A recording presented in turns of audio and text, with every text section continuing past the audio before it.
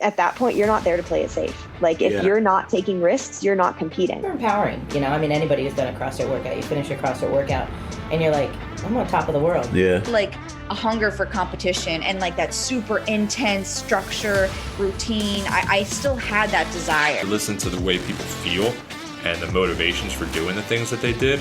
It was like they were describing me to a T. I'm not trying to solve everything for you, but I know that sometimes you just need somebody to listen. Learned the most is how to fill my cup by filling others. Welcome to the Hungry Dog Barbell Podcast. Join me as I talk with passionate people about their life's failures and successes, and most importantly, what keeps them hungry for more.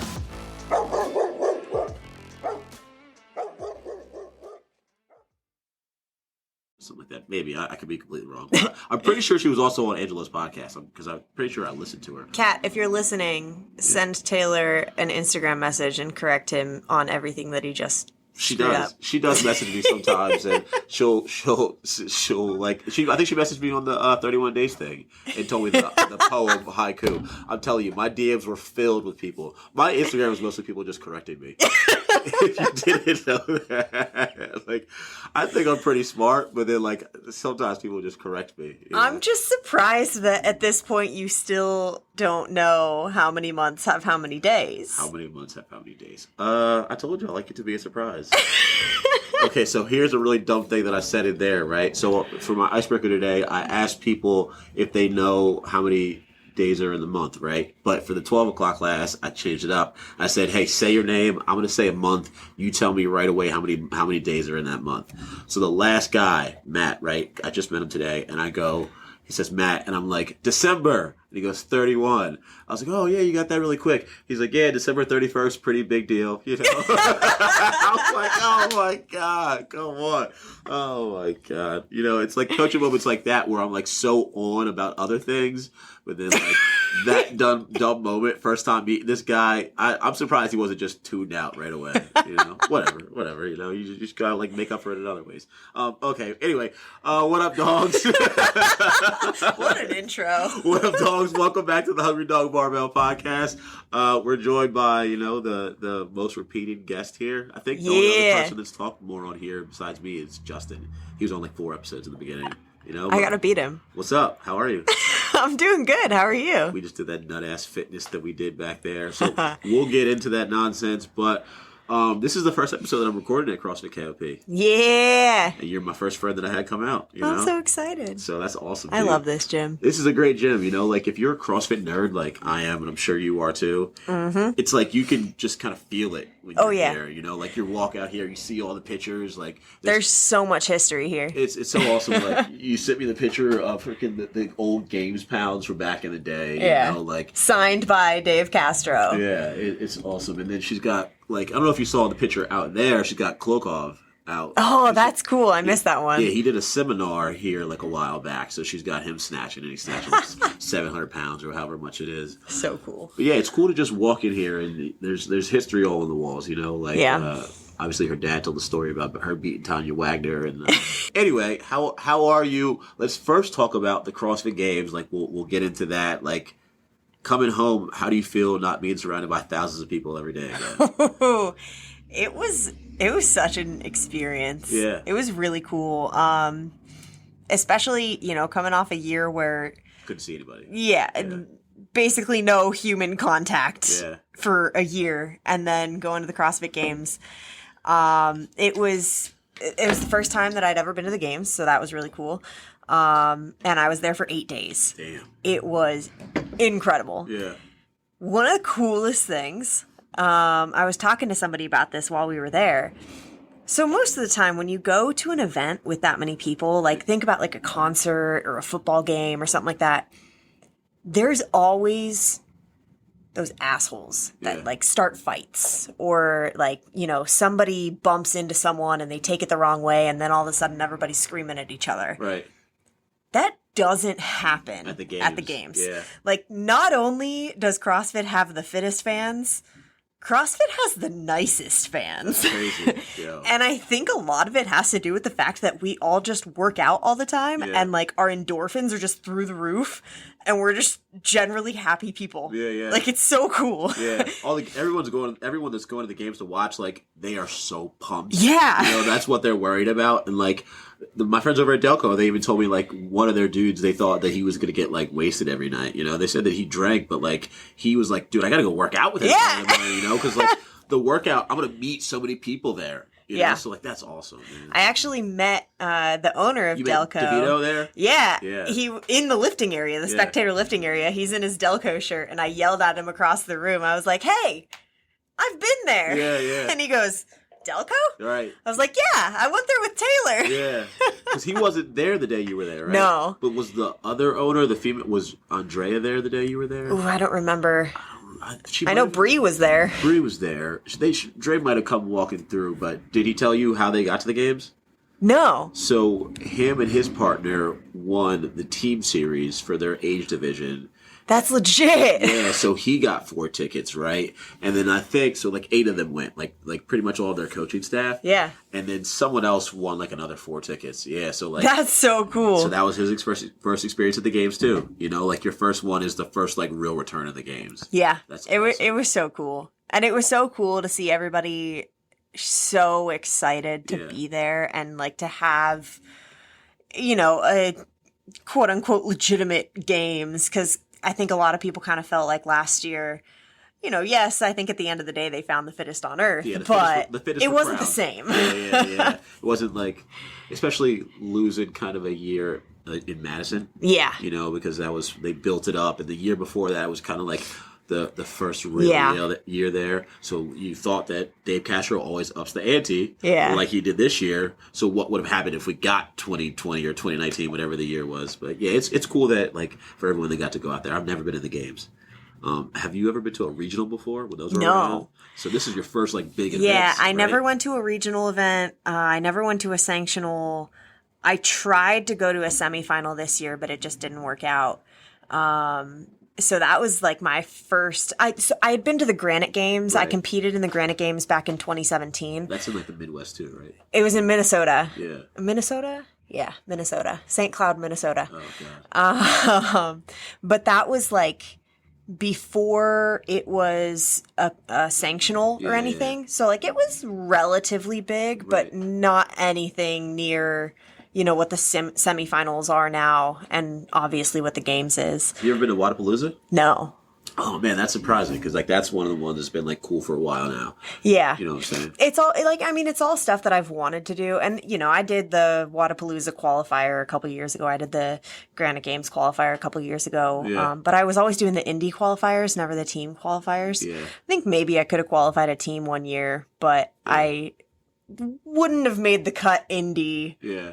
until maybe recently I might be able to make it. I mean, you're like really locking in recently, you know. Yeah. Like, you know that, like you're dedicated. Even when you first walked in, you walked in here today, and like I was sitting down waiting, and like you had the warm up written out, you know, like when we went in there, you know, like, you're locked in, which is like that's what's up. What was I just gonna say? Have you ever seen How I Met Your Mother? Yes. Okay, there we go. St. Cloud, Minnesota. You know, Marshall. That's where he's from. Oh, is it? In the I never show, put that together. In the show, yeah, him and his like 4 brothers are all 6'7". You know, going back to competition. What was I going to say about the games? Oh, I've been to the was it Mid Atlantic or the East Coast Regional, the one that was in New York, like when they were still having regionals. Okay. The one that like Vellner and Fraser would have been competing at before. Yeah. So like that was a lot of fun to go up there. One of the reasons why they went to semifinals and sectionals and shit like that was because those were making a lot of money. They weren't super well attended because you have to rent out a stadium and then put on your own event, you know, and then not everyone comes out to it. You know, the ticket prices aren't super high. Yeah. But so how far out in advance did you know you were going to watch the games? And this fucking flies candy. Like 7 days, maybe? And you're just like F it, I'm going. Yeah, So basically. I guess the people don't know, like, who did you go to the games with, you know? So I'm a member of the U.S. Army Warrior Fitness Team. Yeah. I'm one of their at-large athletes. So the team is based out of Fort Knox, Kentucky. I don't live in Fort Knox, Kentucky, and I'm not stationed there. Yeah. So I am, instead of being an in-person full-time member, I'm an at-large member. So I occasionally go to events and compete representing the team. So I got a text from one of the girls on the team maybe like a week before the games. And it said, hey, you're invited to come to the CrossFit Games with us. Yeah. The Warrior Fitness team is running 2 booths, and we want you to come help us run the recruiting booths. Yeah. And I kind of freaked out when I got that. It was funny. I had just finished a track session, and I picked up my phone to start doing like my mobility work that I needed to do after I finished running. And I saw that text message. I flipped out. Did you throw your phone? No, but I may have. Okay, it's an Android, so it would have actually survived. But, keep Fact. Going. Keep going. Yeah, fact. But I was so excited, and I'm like, wait, I'm supposed to be finishing my workout right now. I can't think about this right now. I need to finish my workout. Yeah. But then it was the only thing I thought about for a week. Did you finish your workout? I did. So for me, guys, I'm the type of person that, like, if I get sidetracked like that, I'm not locking back in. You know? I would have started taking my stuff off. You know? We keep going. So you were thought about it all week. Oh yeah, and like I've always wanted to go to the games, and I've wanted to go to these events, but it's never worked out. You know, I've never been able to justify spending the money or, you know, taking the time off training and nutrition and all that kind of stuff. And like part of me was kind of convincing myself, like, don't spend the money to go to this was before the team invited me. Yeah. I was thinking about trying to go myself, and I was like, don't spend the money. Like, it's not worth it to spend that kind of money and also end up losing a full week of training, eating, you know, hitting your numbers for nutrition, all that kind of stuff. It's better to just, you know, keep your head down and grind. Yeah. You can watch it on TV later. It's fine. But having the opportunity to go and not having to pay for it myself, since it was funded by the Warrior Fitness team, I couldn't say no to that. There was no way I was turning that down. See you later. I'm gone. And I'm so glad I went, because going to the games is so much more than just watching the games. And to be honest, I probably only watched maybe 30 to 40% of the events, and most of them were the age group events. Nice. I spent most of my time we had 2 booths set up. We had one set up in Vendor Village, and we had another one, we had a truck set up outside the North Park Stadium. I think that's what it's called, the outdoor field. And, you know, we had shifts back and forth at each of the booths. So I spent, you know, at least 4 hours a day at the booths. And then when I wasn't at the booths, I was trying to get workouts in, because they had the athlete spectator area, or the spectator workout area. Did you do your training there, or did you just do like whatever? No, I was kind of in like an in-between phase, because I had just come off a competition. I competed in the Monster Games the weekend before that. I remember that. And then the Monster Games competition was Thursday, Friday, Saturday. I flew in to Missouri on Wednesday, competed Thursday, Friday, Saturday, flew back home Saturday night, got home at like 3 a.m, went to bed, woke up, pulled all my laundry out of my suitcase, did laundry, put all my clothes back in my suitcase, and then woke up at 5 a.m. on Monday to drive to the airport to go to Madison. Oh my God. I was going to ask if you're the type of person that does laundry the very next day when you come home from a flight. No, never. Okay. If you do that, you're a freaking psycho, dude. You're definitely a killer. But that's so nuts. So, wait, when did you get the text to go to the games? Because you were at the Monster Games. Was it right before you left for that? Yeah. Okay. Yeah, it was like a couple days before I left for that. That's nuts. So that was really cool. And trying to figure out so in the Army we do travel authorizations, which before our travel actually gets paid for, we have to put it into this online system to get it approved through like the government rates and all that kind of stuff. And finding hotels was such a mess because all the hotels are like triple the price, so nothing's within the government rate, and you know, there's no rental cars left. Everything's just completely booked. So we're trying to figure out, you know, how to find hotels that are within the government rate, that have enough rooms that the whole team can stay in one place, or at least in hotels that are like close to each other, since we're probably only going to have one vehicle for transportation, and our authorizations kept getting freaking gnats. Yeah, our authorizations kept getting kicked back. Oh. And I'm like getting ready to leave for a competition, and I'm talking to one of the girls on the team, and I'm like, hey, I fly out tomorrow. Like I submitted this last iteration of my authorization. Yeah. But I leave tomorrow and I'm competing for 3 days. And she was like, yeah, you might want to bring your laptop with you just in case. Yeah. How do you deal with that kind of stress, dude? Like going in, 'cause it is what you it guys is. won that, right? Yeah, we did. Oh my God. Hey, before you tell me how you deal with stress, so I'm one of the people that actually reads captions, you know? Okay. Especially of my friends. And did you just meet her in person? Yeah. At the comp, right? Yeah. So first, before we go into that, how did you guys get in contact? How did you guys get hooked up? So I met Maria. That was my partner for the Monster Games. Yeah. Both of us are in the National Guard. Okay. And we both did the online qualifier for the Warrior Fitness team. Yeah. So back in December, the first time we recorded a podcast together, the Warrior Fitness team had opened up some spots, and they had an online qualifier and an application process. And I ended up winning the qualifier, and Maria took second in the qualifier. Okay, so it makes sense. So now you guys have a little bit of like faith in each other's fitness. Yeah. So it's funny because like a lot of times you think about like when you're competing, the other people on the leaderboard, that's your competition, that's your enemy. Yeah. But we actually all became friends after that. Like after the qualifier was over, probably 4 or 5 of the girls from that qualifier, we all just started following each other on Instagram, talking on Instagram, like. It wasn't like, oh, I hate you for beating me or whatever. It was like, hey, like really cool to see, other females in the Army killing the CrossFit game. Let's work out sometime. Yeah, that's how you get fitter. Yeah. Like if that girl is like right behind you, like, dude, if I slack off, she is going to keep going. So like I want her to keep going so that I can keep going. That's dope. So you guys meet in person, like how does the weekend go? So we actually signed up for this competition after registration was closed. Yeah. The competition was full, but I had found it on Instagram. It was programmed by Grit Performance, which is, Jacob Hepner runs that company with his coach, Jill. And Jacob had posted something on Instagram about this competition. And I clicked on the Instagram page and I was like, oh, that looks really cool. Yeah. But it said, registration sold out, whatever. So I sent him a message and I was like, hey, just wondering, any chance there's an extra spot open? Yeah. I'd love to compete.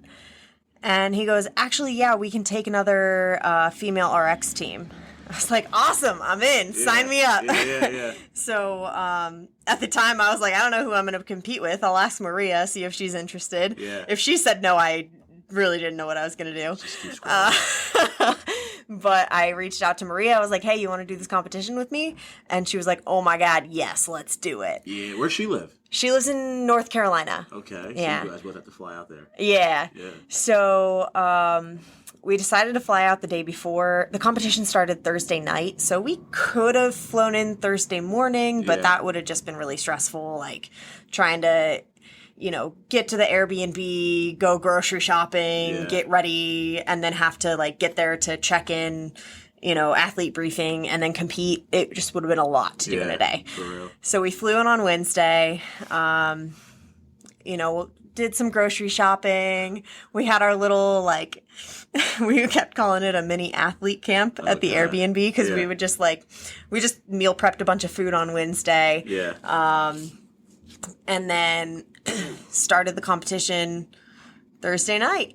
What was the first event? The first event was a max snatch and a max clean and jerk.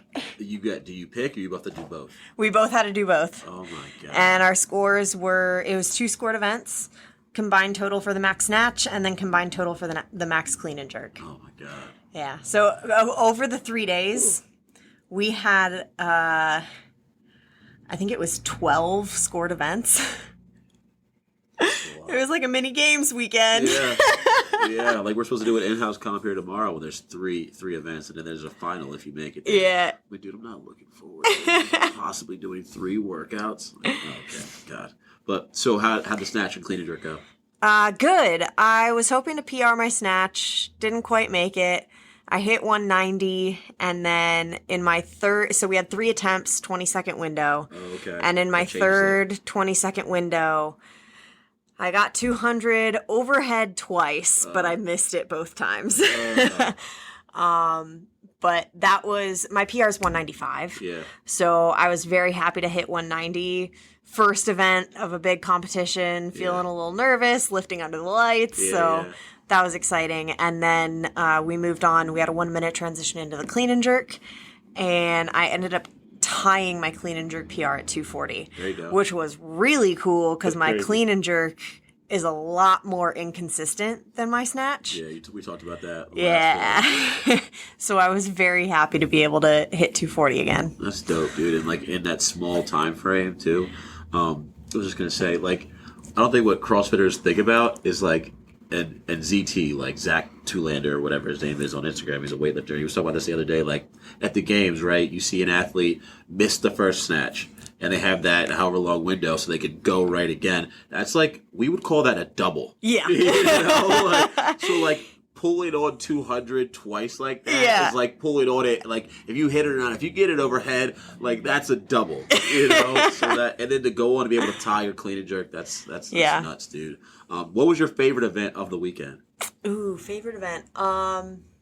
So Saturday morning, the event was, it was 3 separate scored events, but it was one long event basically, and it was called Wage War.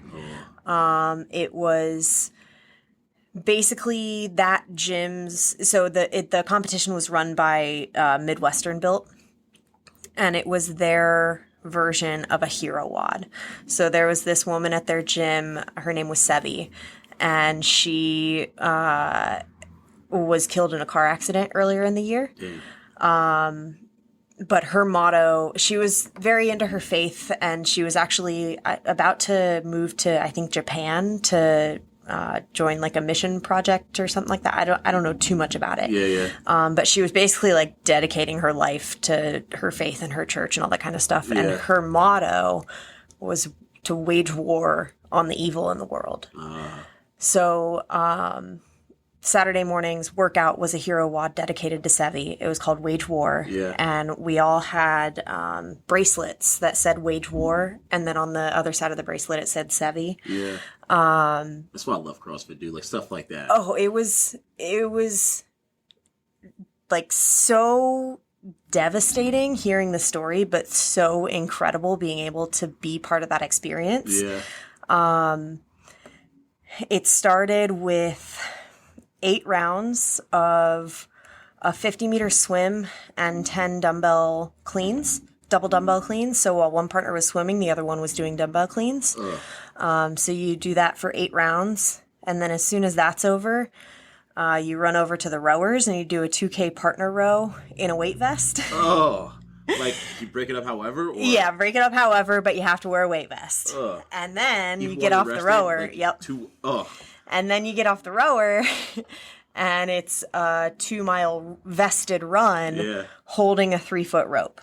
So you and your partner are holding either ends of this rope, and you have to run together. I love events like that. I love watching those. Oh, my God. It was one of the hardest events I've ever done in CrossFit, but it was such a moving experience. The night before, they kind of talked about Sevi and the story behind the workout, and they showed us a little video about her. And then Saturday morning, I am not a runner. My running is improving. Coming along. But it's still a very miserable thing for me to do. And that run, every time I started to feel sorry for myself, basically, I looked down at my wrist, and I would look at that bracelet, and I would tell myself, this is for her, and I would keep running. And like I'm like getting goosebumps talking about it right dude, now. That's so dope. It was an incredible experience. Yeah, that's so ill. You said you're not a great runner. What about swimming? Not so great at that either. How's that coming along? But it just so happens that Maria was a competitive swimmer in high school. And we did not have to split the rounds evenly. Ooh, dude, I would have been so happy when I found that out. I was like, oh, hey, guess what you're doing more of today? You know? So she ended up doing, I did 2 rounds of swimming. Yeah. And she did 6. Yeah. There you go. Hey, you got to lean on each other as partners. Yeah. You know? Yeah. So when you were on the podcast last, right, when you came out and it was you and Bree, had you went out and trained with Hepner yet? I don't think so. So that was that before that experience? Yes, that was about 2 weeks before the Monster Games. So how did that like manifest? How did that come about? So my nutrition coach, her name's Meredith, and she's part of Functional Eating. Okay. Functional Eating is a company that is owned by Jacob Hepner and Jill Glassnap. Jill Glassnap is the coach who runs Grit Performance. So she coaches Jacob Hepner and Olivia Kerstetter. Olivia's the 14 to 15-year-old, who just won the division. She terrifies me too. She officially outsnatches me. Listen to this. She had the heaviest female snatch at the CrossFit Games. Of everyone? Mm-hmm. Because the teens had a 1 rep max snatch event. And they just got to lift. I think it was like a 6-minute cap. Yeah. 1 rep max snatch. She snatched 202. Annie and Tia hit 200, and they both missed 205. Oh, my God. So Olivia had the heaviest female snatch of the games at 15 years old. We need that to be posted more. I want to say again that she's 14. 15. 15 Just now. turned 15. Oh, my God. Dude. So remember that I started this with saying she scares me. Yeah. But not in a way of like, oh, stay away from her. Like, oh, I can't wait to watch her work out again. Yep. Kind of way. That's so dope. Yeah, so... Anyway, so Jill coaches her. She coaches Jacob Hepner. She also coaches Emily Meyer, who is another one of the teens in the 14 to 15 division. Yeah. I think she finished 7th in her division this year, which was really good. But I was talking with Meredith, my nutrition coach, about trying to take the next step in CrossFit, try to get to the next level. And I was trying to figure out, how to do that, where to go, who to talk to. Right. And she offered to put me in contact with Jill. So I had a phone call with Jill. We talked about, CrossFit, my goals, all that kind of stuff. Yeah. She invited me to come out for the weekend, and I spent the weekend training with Olivia and Emily. Jacob was there for one of the sessions, but then he had to take off for the weekend. Business owner type dude. Yeah. But I got to meet Winston. Oh, that was awesome. That would have been the best thing, dude. When we were talking about that earlier, I was like, how do you not know Winston? Winston the corgi. He's on a weightlifting belt. And a Ramwad mat. Oh, yeah, he is actually. Yo, that's crazy. Yeah. I think big. Train, that apparel company, has Winston shorts. And I think the Wildlife has a Winston bucket hat. I think I'm cool. Like, I have to drop some Hungry Dog socks. Winston is all over all kinds of apparel. That's nuts, dude. So what was that like? It was very humbling. Yeah. Because I basically spent the weekend getting beat by 2 15-year-olds. Yeah. Midwestern kids, though, they're kind of, well, I guess I should have assumed this, but like they're already on the path of like doing fitness all the time, right? Yeah. How long have you been doing like fitness all the time? Because like when we first met you were more active in the guard back in October, November. Yeah, so I was full-time guard for a little over a year. Yeah. From May of 2020 to July of this year. Yeah. I was full-time guard. So when I came off orders in July, I started increasing my volume a little bit.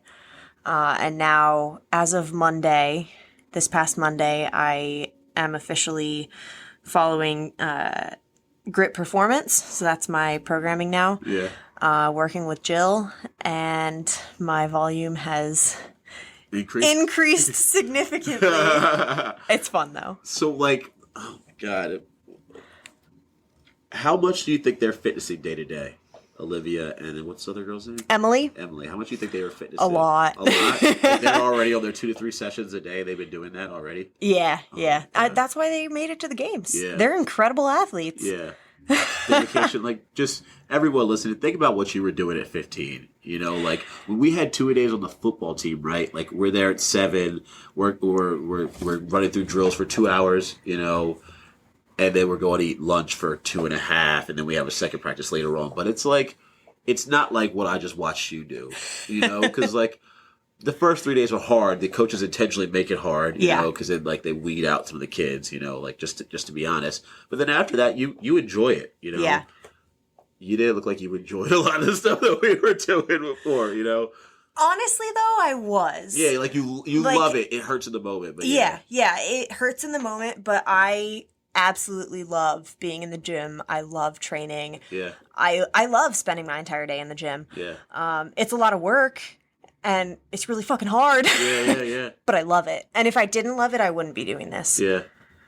It's like you saw Vellner was on Morning Chalk Up, and he was like talking about being selfish with his training. He's like, yeah, dude, like it's an important part of this. Like, and we were talking earlier. I was like, yeah, I'm supposed to peak on Sunday, right? But like, I have to do this thing, and I almost feel bad of telling people like, yo, blah, blah, blah, I can't do this, can't do that. Like, but you're like, nah. If I have to focus on something, I don't like feel bad at all. Like, have you always been like that, or did you like realize that at some point that I just have to like be selfish? It was a shift, probably over the past year. Really, when I started working with Elena back in like last November. Yeah. And actually started realizing that like I could do something legitimate with this. Yeah. And knowing the work that it was going to take to get there, it just, to me, my training became the most important thing in my life. And, you know, at the time I was still on orders for COVID, so I still had to, you know, really make that my priority, even though I didn't necessarily want to. But now that that's done, training is my priority. Yeah. And I will do whatever I need to do my training. Yeah. And like, I'm the type of person that I would consider myself very coachable because whatever my coach tells me, I'm going to do it. Yeah. Like it doesn't matter if I don't have the equipment or I don't know how to do it or whatever. Like, I'm going to look it up if I don't know how to do it. Yeah. I'm going to figure out how to, you know, jimmy rig the equipment if I need to. Figure it out. Yeah, figure it out. Yeah. And like, that's what my coach said I need to do. And my coach has a reason that I need to do that. Yeah. So I need to do it. Yeah. Yeah, it's like this thing that like I'm making an obstacle is really just what's standing in the way of my progress. So like if I want that progress, then I just got to figure this shit out. Exactly. You know, like that's dope. When was the last time you took a CrossFit class? I actually took some classes at the games. Okay, I was going to say besides the games. I thought you were going to say that. Besides the games, when was the last time you think you did that? Oh man. Took a class. Whew. It's been a minute, right? Yeah. Before 2020. I think so. Probably coming back from my deployment early 2020 when I first went back to the gym, like right before COVID. Yeah. Damn, it's crazy. And like for me, when I was... Oh, you know what? That's not true. I took Elena's class, the last class she coached before our previous gym closed. And that was back in December. Yeah. That's fun. That's one of those moments. It's like, okay, I can make an exception for this. Yeah, that was really fun. That's awesome. How's your accuracy? How are you with shooting? Yeah. I'm all right with a pistol. All right. Yeah. Would you ever consider the tactical games? I would. Do you ever look at that like, oh, that might be kind of cool? I do. I want to see where I can get with CrossFit, and who knows? Maybe I'll pull a Jake up and transition to the tactical games. You gotta stay around. If we lost Jacob, you gotta stay around for a couple more years, though. You know? People, that girl earlier, I don't know how she didn't know who Hepner was. I was like, no, like he's not just like a new dude or something like that. Like Hepner's been around, like, and he's one of the funniest people out there. But anyway, let's talk about like what we did earlier, right? So when you got here, session 1, tell the people what it was. So morning mono, so grit, programming does morning mono, Monday, Wednesday, Friday. That's why I call it morning mono, because that's what it's called in the grit program. But it literally is. That's what you're doing. Yeah. You know? So today was 25-minute cap to do 10 rounds of a 20-calorie C2 bike and a 400-meter ski. And every 3 minutes, you stop and do 35 double unders. It was so much fun. It was brutal. Was it so? When you get the programming right, is it team programming kind of, or is it like custom to you? So right now, I'm remote with Jill for about 6 weeks. Yeah. Until I move out to Kansas. And while I'm remote, I'm basically getting the program that she's writing for Olivia and Emily. Yeah. When I get to Kansas, it will probably get more customized. But this is also just, it's the introduction of you're just getting her to me as an athlete. Yeah. And she's got to, see where I'm at, see what my strengths and weaknesses are, and then figure out how to customize it from there. Yeah. So it probably would have been a 500-meter ski for a dude. And I was just like, I remember looking at my phone and being like, man, I really hope she doesn't come in tomorrow and say, hey, but no, you're skiing 500, So 25-calorie bike. Yeah. I was like, I just hope we just roll right through this, and I can hit 3, 2, 1, go, and we could just. This is what I'm doing, 420. So if anyone out there is like, I don't know, wondering for some strange reason, you beat me. Now that we got that out of the way, when you saw that, right? When you read a piece like that, you said you're not a good runner. You don't necessarily love like the long cardio pieces, right? Mm-hmm. What do you think when you see that? Like, are you like, oh fuck? Or are you just like, okay, opportunity to get better? Or like, did you think I'm gonna finish? Like, what did you think? I honestly didn't know what to expect with this workout. Yeah. I'm not great at judging distance on the ski because most of the time I ski for calories. Same. I also am fairly new to the C2 bike. So I didn't know what to expect. Yeah. And honestly, a lot of the times I look at the morning mono pieces as really opportunities to get better because I know that that's something I struggle with, and I'm excited to have 3 opportunities a week to get better at that. To improve, that's dope. So, like, were you like attack? Because like I remember the first round, we were like going at the same pace. Yeah. Not the same pace, but we were like at the same place. I should say that because I don't think it was the same pace. We got a lot more left in the tank. Were you like in attack mode? Like right there, or were you like easing into the workout? So the first round, I kind of approached that as this is 25 minutes. I need to not die in the first round. Yeah. When the first round took as long as it did. Yeah. The first like bike and rope. Did we finish the ski before we got to the rope? Yes, but barely. Yeah. I did like one more pull, and then I walked over the rope. Yeah. So when my first round took as long as it did, I said, oh, crap. I got to step it up. Yeah. And at that point, I knew I was going to get capped, but I really I didn't want to completely drop off. Yeah. Like, I wanted to still push it all the way through. Yeah. A lot of times, when I get to that point where I start to see, the RPM on the bike start to drop or something like that, I'll tell myself in my head, this is where you get better. Yeah. And I start pushing. Yeah. This is going to sound so lame, but I think back to a video that James Townsend posted of Mal O'Brien of her just dying on the C2 bike. Yeah. Like, selling her soul. Dripping sweat. You can see the sweat dripping off of her onto the floor, onto the bike. Literally selling her soul on the C2 bike. And that pops into my mind when I'm trying to push in a workout. That's dope. As like, if you want to be at that level, that's what you need to do. Yeah, that's where I need to be. Yeah. Yeah, that's crazy. I tried my best not to look over at your screen when we were here at the same time together. I was like, okay, like, that you're probably pulling just like harder than her as a guy. So don't look over. Don't look over. Like, I try so hard not to do that. Like, your transitions were dope, and like that's what I was like mentally taking a like note of. Like, I went unbroken on all the rounds of double unders except for one, and I fucking tripped up at 29.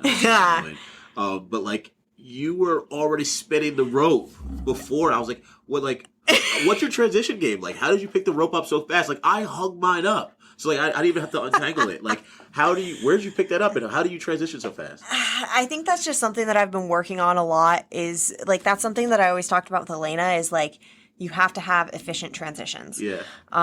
So, you know, I would look at the clock when I started the ski, because, you know, for the ski, we weren't able to see the clock. Yeah. So I would look at the clock when I started the ski, and as I'm skiing, I'm doing the math in my head to figure out when that next 3 minutes is going to come up and what the time's going to say on my screen. So if it's like, oh, you know, when my screen gets to 58 seconds, that's the 3 minutes. Yeah. I would say, okay, I'm going to ski to 54 seconds. And once I get to 54, let go, walk over. As soon as I get to my rope, I'll be at 3 minutes. Yeah. Damn, how you doing math? That's the next level shit. I could barely even, like, I'm literally just like, okay, you have to do 35.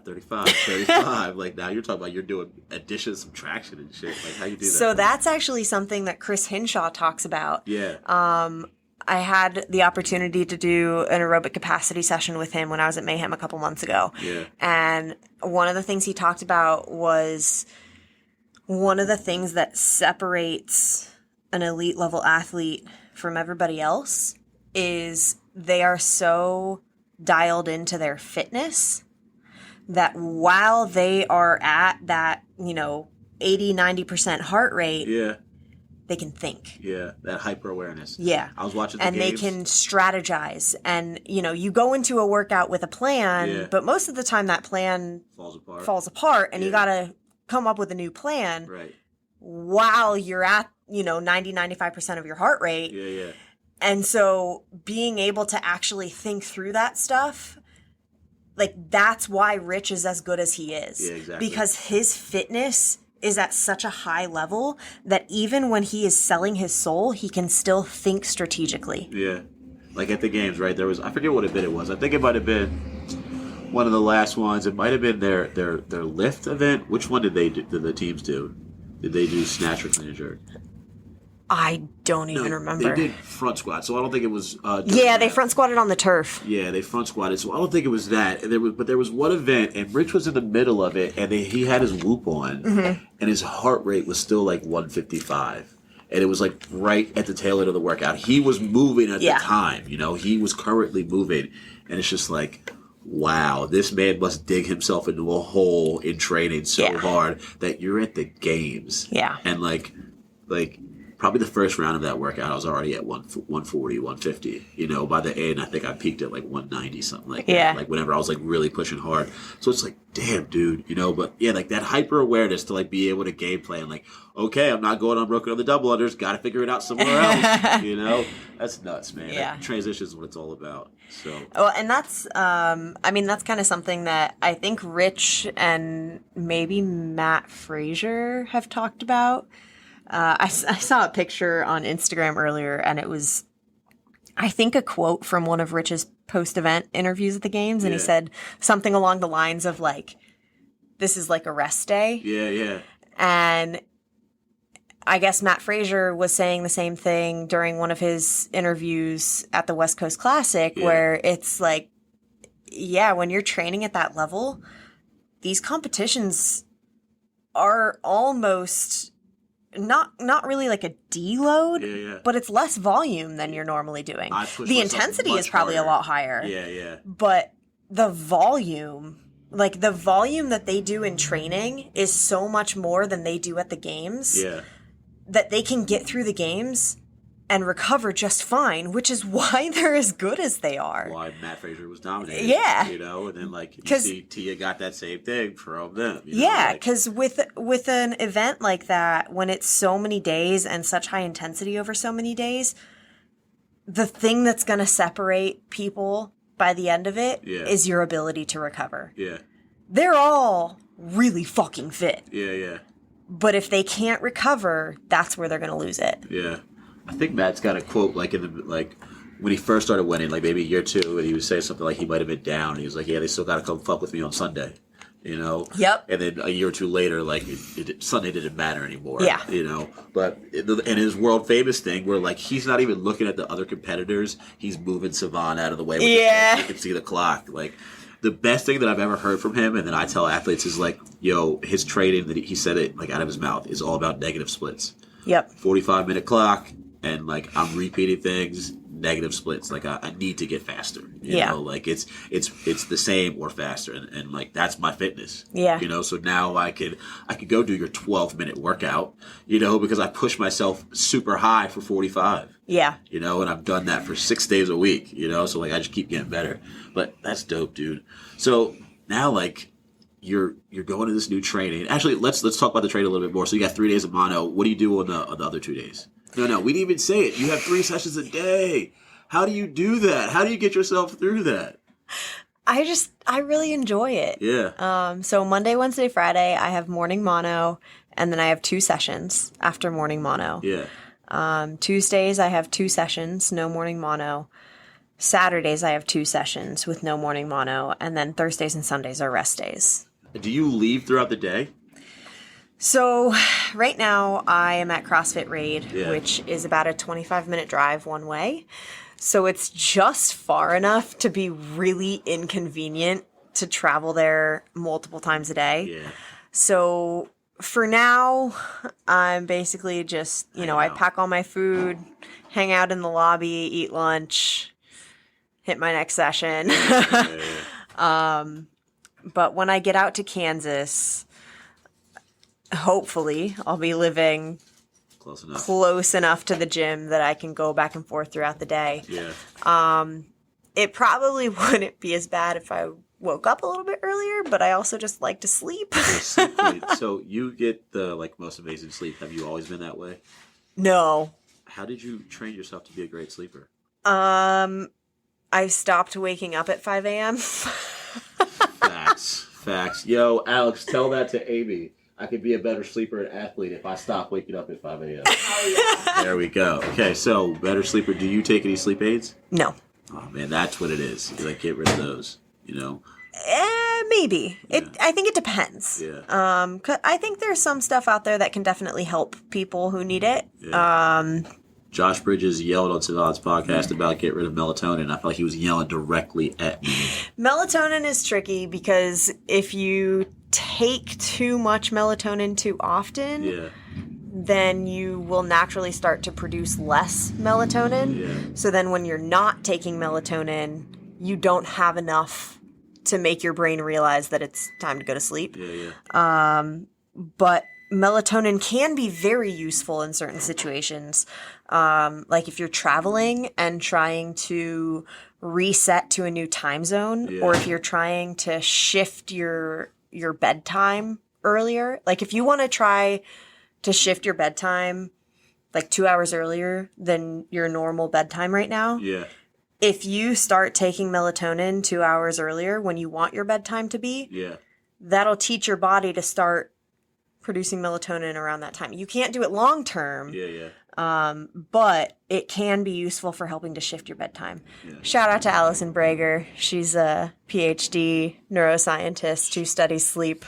She's on the Warrior Fitness team. She talks about that. Put you onto that. I actually just started doing that because I was talking to a sleep coach too, and to be able to coach at 6 a.m. and to go to sleep at a good enough time, besides the past 2 days, because I've been here 12 hours a day. So to be able to go to sleep at an earlier time, I started taking melatonin earlier. I stopped taking it for probably 8 months is probably the last time that I'd taken melatonin. But she was like, just take it, but shift it to when you want to go to sleep. And you don't have to keep taking it at that time, just enough to start to train your body, and then your body will take over and do the rest. Yeah. And then go live a life so that you're tired by the time you go to sleep, and then get rid of the cell phone. Shout out to Angela. I'm still trying to do that. Still trying to get the cell phone out of the bedroom. I struggle with that too. Do you bring your cell phone in the room? I do. Do you? You know what I hate about Whoop? When it asked me if I looked at my screen in bed, I'm like, motherfucker, it's my phone. I'm looking at it. I pay the bill. I'm gonna look at it. But part of me just wants to take that question out of my journal so that I don't have to admit it. Same. But it put good stuff in there, like nasal strip. I started using that because okay. And that definitely affects my sleep and then the way I wake up the next day. So what do you do on the other 2 days? You have mono plus 2 sessions, and then the other 2 days, what do you do? It's just the 2 sessions, no mono. Okay. So how much shorter is that? Maybe like an hour. Go from 7 hours to 6 hours. So this weekend's going to be the end of your first full week. Yeah. When's your rest day? Sunday. Sunday. Yep. Okay, so earlier you were telling me that you just upped your carbs, right? Yeah. You gotta up your carbs, right? Yeah, I texted Meredith. I was like, hey, so this new training program. I'm dead. I need more food. Yeah. We talked about you meal prepping before, but where did you learn how to cook? Meal prepping. There you go. Put food together. Probably the first year that I was actually like tracking macros and focusing on nutrition. Right. I ate the most disgusting food because I didn't realize that you could actually like put spices on chicken breast to make it not taste like dry chicken breast. Yeah. Or just like, I think so I had a roommate for a couple years who was also a CrossFitter, and I think I learned a lot from just like watching her eat. High level CrossFitter or just a regular CrossFitter? She's pretty good.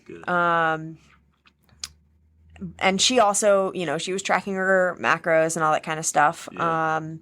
And I think watching her and getting ideas from stuff that she made, and also like, seeing stuff on Instagram and all that kind of stuff. Talking to friends, whatever, like, oh, hey, have you ever tried this?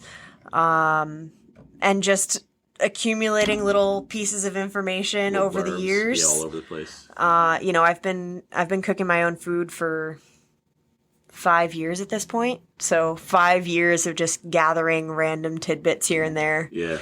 Keep jamming. Yeah. Is that still the bracelet from the thing? No, this is... Oh, that's even cooler. Yeah, I like that. This is for one of the soldiers that I deployed with. Nice. What was I going to say next? So, you still haven't seen Star Wars, right?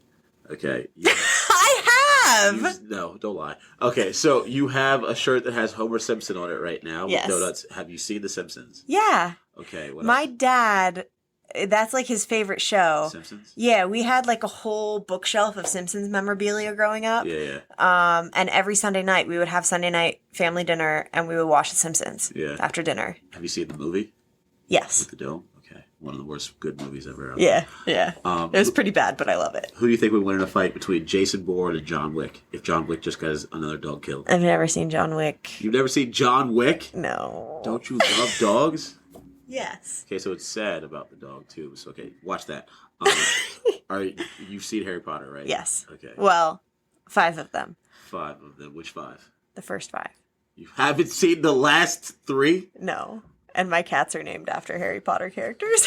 What are their names? Fred and George. Oh my god. Did you? Oh my god. First of all, one of those died. Aw, don't tell me that. Sorry, but he's the only Weasley, I think. One of them gets his ears blown off. Alex, have you seen Harry Potter? What? Leave. Goodbye. I have not. Get out. How have you never seen Harry Potter? I've started to try and read. You started to try and read. Back in the day when How does one start to try? It was a long book. The first one is a children's book. Yeah, well, not when we were children. Okay. You know what I mean? Okay. Goodbye. I'll see you tomorrow. tomorrow. Yeah. Okay. She started to try to read. The one out there? Yeah. Yeah, please.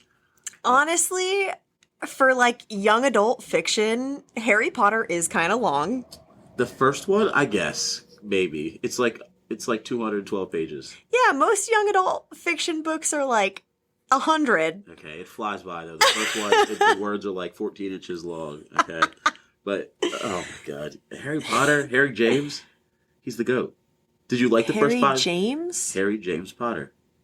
I'm a big Harry Potter fan. I like Harry Potter more than I like Star Wars. Oh my gosh. Yeah, you know how much I like Star Wars. Yeah. They need to make Harry Potter socks like from Stans. Anyway, did you like the first 5 movies? Yeah. Just not enough to like see how it ends? I don't know. I think I was just at a different point in my life when the last movies came out, and I just never got around to seeing them. They play them like every weekend. I feel you though. Well, let's see. So it's an investment because I feel like if I watched the last 3 movies, I would need to rewatch the first 5. I guess. Because I've forgotten everything at this point. So the bad guy comes back at the end of movie 4. His godfather. How could you stop watching after his godfather dies in the 5th one? Oh, that was really sad. See? Okay, we stopped talking about her.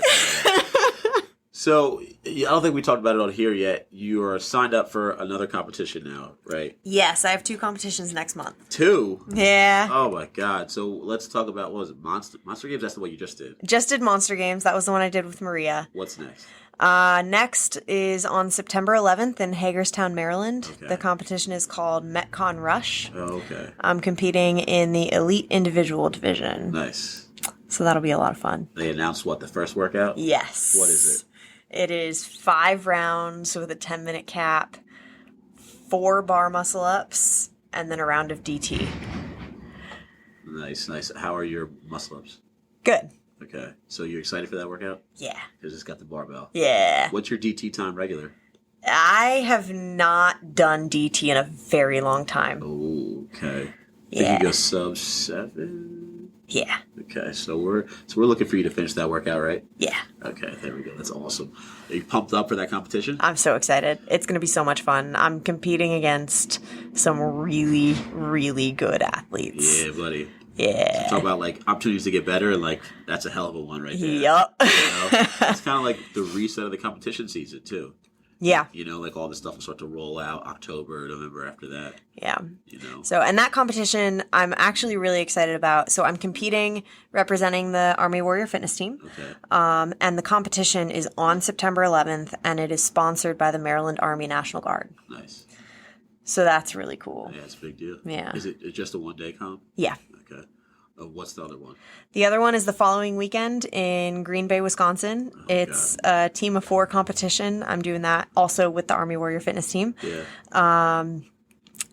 It's called the Big Impact Games. Nice. So we're doing the elite team of 4, which God. I think on Monday they announced a new team that signed up. It's Samuel Quant, Chandler Smith, Andrea Nisler, and Taylor Williamson. So we're all just competing for second place at this point. I've heard of those people before. You know, I think we might have seen them in the past like month or 3 weeks, right. whenever the games just was. So that'll be fun. Yeah, 2 of the fittest female team athletes Yeah. in the world Yeah. on a team together again. Yeah, like Rich just called him out, like, hey, before you go do that, can you just stop by the games real quick? We want to take this W, and I'd like for you to be a part of the team, you know? So it'll be fun though. It'll be cool. It'll be a cool experience to be competing with people at that level. Yeah.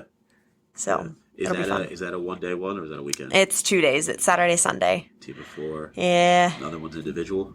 Yeah. So you prefer competing individual, right? Right now, yeah. It's like because like when you're selfish and you're doing all the work, right? Then like the responsibility's all on Yeah. you, but then the other side of it is the responsibility's all Yeah. on you. Yeah. You know, like people like that. And I know I'm willing to kill myself for my teammates. Yeah, yeah. Like if it's me that's the deciding factor between winning and losing, Yeah. and we lose, I'm not okay with that. Yeah, yeah. Like I will die for my team to win. And like, yo, that's a different thing right there. Like really, like hone in on that, because like there's some people out there that it's like when it's on the line, you know, like, hey, I could either keep going and I could win. Yeah, I have the choice right now. Like if I want it, it's mine. You Yeah. know? They say that at the games all the time. If he wants it, it's his. You know. So to be a person that's like, yo, fuck, I'm like whatever I gotta do Yeah. right now. You know. And I was talking about that with a couple of my teammates, and one of them is actually, both of them are fairly new to CrossFit.